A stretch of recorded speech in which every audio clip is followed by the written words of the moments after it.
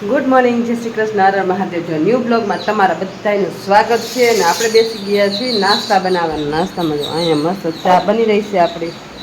તો અહીંયા ચા મૂકી દીધી છે ને અહીંયા મસ્ત છે ને આપણે થેપલા બનાવવાના હશે. એટલે નાસ્તામાં જ છે થેપલા. તો જો થેપલાનો લોટ કમ્પ્લીટ કરી નાખ્યો છે. ભાઈ હાટું મસ્ત ખીચડી વઘારવાની છે, મરચું પકડાવવાનું છે.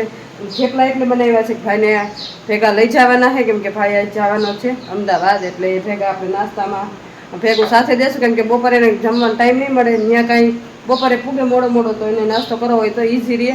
એટલે જો આપણે મસ્ત છે ને થેપલા રેડી કરી નાખશું. મરચું ચટણી કકડાવી દેવું, જે નાસ્તામાં દેવું ને તારી નાસ્તો થઈ જશે ને ત્યાંથી નાસ્તો કરી લે. હાલો હાલો, જો હજી છોકરા ઉઠતા છે, ઉઠ્યા નથી ત્યાં સુધીમાં છે ને આપણે મસ્ત નાસ્તો રેડી કરી લઈ, કેમ કે આજે જવાનું છે. પણ હવે કેટલા વાગે જાય કે ખબર નહીં, હવે ઉઠે પછી ખબર પડે. એટલે આપણે તો પહેલાં બધું રેડી કરી નાખીએ. ગુડ મોર્નિંગ, જય શ્રી કૃષ્ણ અને હર હર મહાદેવ બધાને. તો એવી વાત મળી છે આપણને કે બ્લોગ ચાલુ થઈ ગયો હોય અમુક માણસો તરફથી, મમ્મી તરફથી બ્લોગ ચાલુ તો કરી જ નાખ્યો. બ્લોગ ચાલુ થઈ ગયો હોય તો મેં કીધું હવે ચાલુ થઈ ગયો આપણે તો કરવું જ પડશે. તો હાલો, જો શીરાવાનો સમય થઈ ગયો છે અને પારસભાઈને જવાનો સમય થઈ ગયો. પારસભાઈ રોજો થેપલા અને વઘારેલી ખીચડી ને ચા ને ઘી ને બધું. શું કે પપ્પા? નાના ભાઈને વેકેશન પૂરું આવી ગયું. એટલે આપણે જાય છે મિતુલભાઈ મૂકવા, બસમાં બેહાડી દઈએ. અને આજ પાછું મિતુલભાઈને ભાઈબંધની અહીંયા પ્રસંગ છે, એટલે એને અહીંયા પાછું જવાનું. Baby shower. હા, બેબી શાવરમાં જવાનું. અને અમે બે નીચે ઘરે બેબી શાવર ખાઈ લીધું. કારેલા શાક બનાવી નાખું. ઓકે, તો ચાલો શિરાગા 9:45 જેવું થયું છે, જુઓ તમે. અને ભાઈને જવાનો સમય થઈ ગયો છે અમદાવાદ. અને ફાઇનલી લાસ્ટ મેટઅપ ચાલી રહ્યું છે.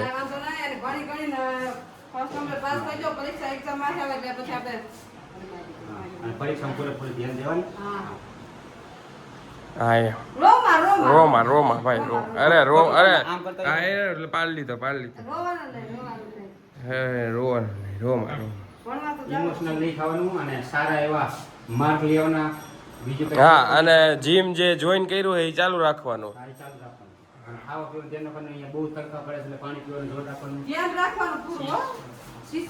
શીશો આપો ભાઈ, અને એ કે પ્રોવાઈડ કરો બધું ખાવાનું પીવાનું. એટલે પ્રોમિસ એને 4 વ્હીલ લઈ દઈશું. બરાબર? ક્યારે આવતા જન્મ? ઓકે બરાબર. ઓકે, ડન ડસ્ટેડ કરો. દિવાળીનો જન્મદિવસ તારો આવે ત્યારે તને 4 વ્હીલ લઈ દઈશું. હા એમ. સાચી ખોટી? હા લે, ડીંગા નહીં. ડીંગા થોડી. અને આવતા વર્ષે ઉનાળામાં એનો જન્મદિવસ 5મા મહિનાની 10 તારીખે એને 4 વ્હીલ લઈ દઈશું. એટલે બેને પછી ઇન્ટર્નશીપ ને તમારી પ્રેક્ટિસ ને ચાલુ અહીંયા લઈ જવાની. હા એમ. સારી જિંદગી જીવવાની, મજા આવે એવું જીવવાની. હા એમ, ઉડે તો જા, બાકી બાવળિયામાં ઘા મિત્રો. બાકાજી કી બોલાવવાની. બાકાજી કી ફૂલ. જો આ ફૂલ 3 થેલા ને અમારે આ ગાડીમાં લઈ જવા પડશે. કેમ લઈ જાવ એ તો જોઈએ. હવે હાલો બાંધી તો દો. થેલા બાંધવા નહીં પડે કે એમને હાથમાં લઈ લો. એક આરી તું લઈ લીધો, આખો બેડા હાથમાં લઈ લીધો. ઠંડુ પાણી ભરી લીધું છે ભાઈ. 20 રૂપિયા લેતા જજો ભાઈ બોટલના. અહીંયા આવતું અહીંયા. બરાબર ને? આની આવતો જન્મદિવસ આવે એટલે 4 વ્હીલ પાકી. બરાબર? કાઈ કમાવા મળે પછી 4 વ્હીલ જ. અરે ઈ નો કમાય તો ભગવાન લઈ દેશે. ભગવાન લઈ દેશે. ઉપાધિ કરી તું. ના કમાવા. એવું નથી કે ઈ કમાય છે અને તો આપણે લઈશું, એવું નહીં. આપણે લઈ દેવાનું. ઓકે. અને આને દિવાળીમાંથી એનો જન્મદિવસ આવે ત્યારે લઈ દેવાનું. ઓકે હાલો. બેને 4 વ્હીલ એક વર્ષમાં બેને 4 વ્હીલ કરી દેવાની કમ્પ્લીટ. ભલે આપણે નાની ગાડી આપણે 15-20 લાખ ની નહીં લઈએ, આપણે 7-8 લાખ ની લઈએ. હા એમ. 4 વ્હીલ લીધો પછી ઇન્ટરશિપમાં પ્રેક્ટિસમાં જાને એટલે ગાડી લઈને જવાનું. પેટ્રોલ ના તો તને દેવાના છે સરકાર પગાર તો. બરાબર?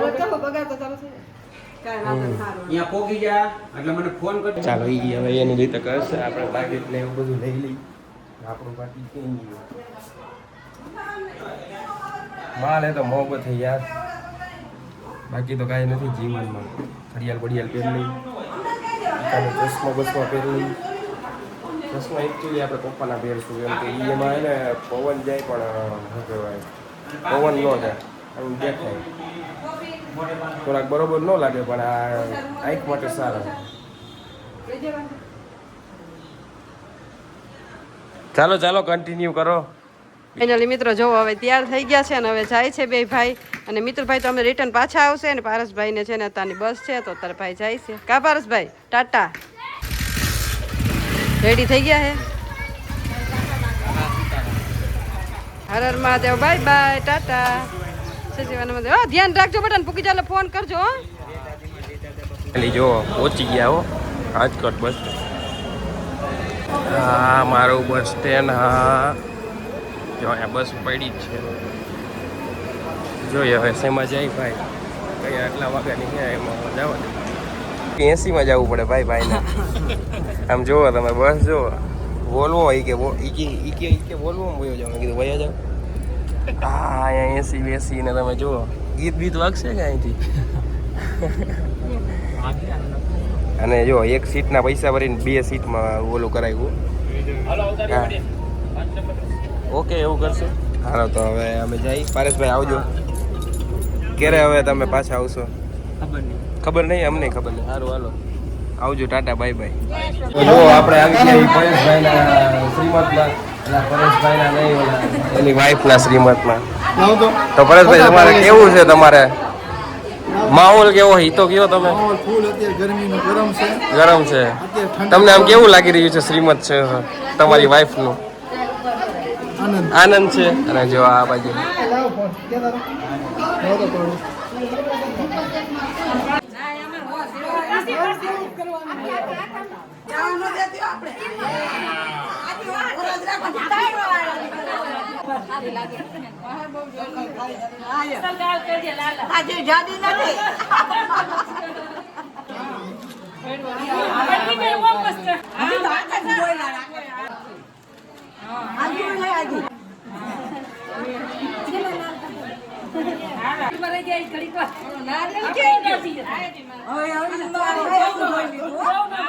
અરે અરે મારજી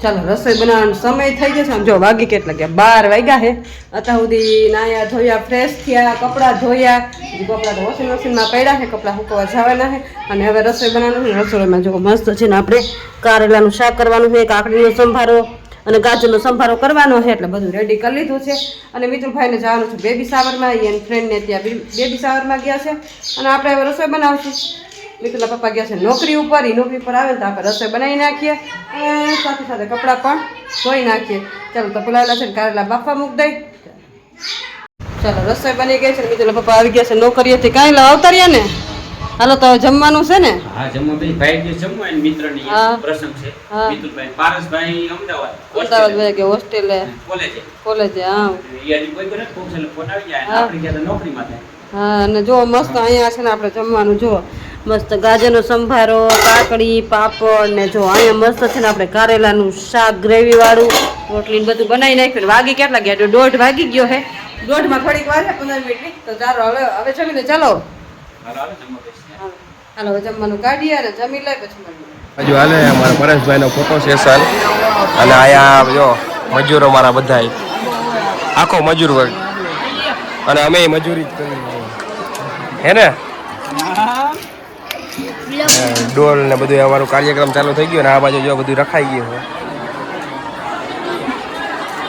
આમાં હે શ્રીખંડ મગાવ્યો શ્રીખંડ નાના એ પછી નિરાતે પદાર્થો એ દેવા વાળાને સ્પેશિયલ બતાવો કે કયો હે મીઠો એ શ્રીખંડ દીએ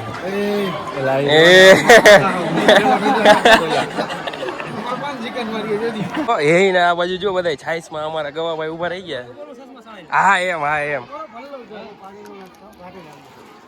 અને આ હે અમારા શું કહેવાય એ આ ઓલા પ્રસંગ હોય એને શું જેન ઘરે પ્રસંગ હોય એને શું કહેવાય ઘરધણી આ અમારા ઘરધણી છે ભૂલાઈ જાય એટલે આમાં કેટલી વસ્તુ શું કે છાઈસ લાવો અરે પાવ હા મિત્રો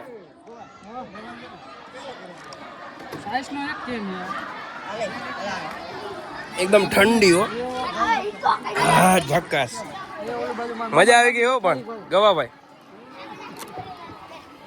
આવી મજા છાઈસમાં ના બસ ભાઈ અને આ બાજુ બધા પીરસવાનું ચાલુ ના માથે ચાલો પાર્ટી આવી ગઈ હો પીરસવા વાળી જમવા હા ચાલો જમવા ચાલો વાગી ગયા, કેટલા વાગી ગયા જુઓ તમે, 6:45 વાગ્યા છે ને હજી તો હે ને ઘરનું કાંઈ કામ કર્યું નથી. બપોરના હુઈ ગયા હતા, આજ તો એવી નિંદર આવી ને કે 6:30 જેવું થઈ ગયું. ત્યાં સુધી ઉતાર્યા, મોડા ઉતારતા.